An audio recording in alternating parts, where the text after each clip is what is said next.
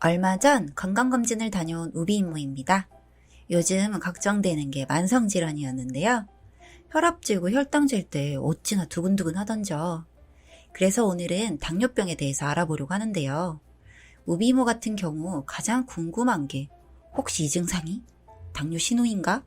이거였거든요. 그럼 지금부터 당뇨병이 보내는 경고 신호에 대해서 한번 알아보도록 하겠습니다.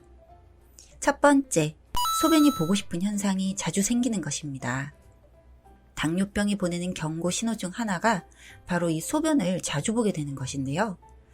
물론 물을 많이 마셨거나 요로 감염증 등에 걸렸을 때, 그럴 때도 이런 현상은 일어날 수 있습니다.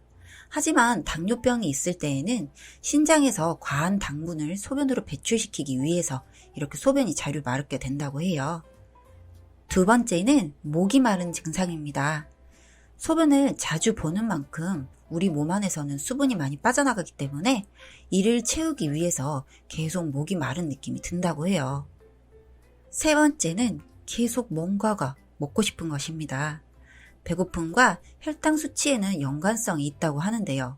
우리 몸은 필요한 만큼의 당분을 얻지 못하게 되면 뇌에 계속 신호를 보낸다고 합니다. 뭐든 먹어 라고요. 네 번째는 입이 마르는 증상입니다. 입이 마르면 피부 표면에서 피가 날 수 있고 이렇게 되면 박테리아가 세균이 많이 늘어나게 된다고 해요. 그리고 치아에 문제가 생길 수도 있다고 합니다.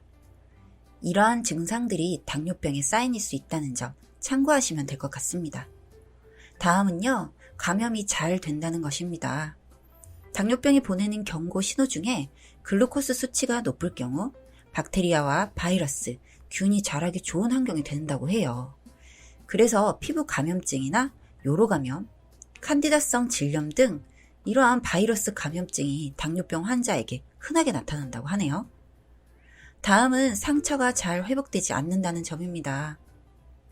당뇨병이 보내는 경고 신호 중 혈관이 손상이 되면 베이거나 긁히는 등 상처가 났을 때 신체의 치유 과정이 제대로 진행되지 않는다고 합니다. 당분이 너무 많으면 동맥과 정맥을 손상시켜 혈액을 세포로 운반하는 능력이 떨어져 상처가 잘 낫지 않는다고 해요. 일곱 번째는 이유 없이 살이 찌거나 살이 빠지는 증상입니다. 이유 없이 살이 빠지거나 살이 찌신다고요? 당뇨병으로 인해 인슐린을 사용할 수 없는 상태가 된 것일 수도 있습니다. 글루코스 수치가 세포에 닿지 못하게 만들어 근육의 단백질을 에너지원으로 쓰기 시작하면 살이 빠지게 되고요. 반대로 자꾸 단 것이 땡겨 계속 먹게 되면 살이 찌기도 하겠죠? 또 하나는 피곤하다입니다. 피로가 만성적으로 지속되거나 너무 피곤한 것은 어떤 경우에도 그냥 지나쳐서는 안 된다고 합니다.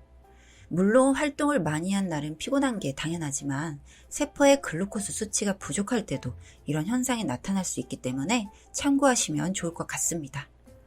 다음은 사지 감각이 없거나 저리고 아리다입니다.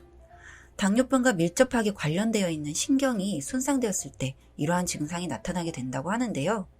계속 재발될 수 있고 통증이나 염증이 생길 수도 있다고 합니다.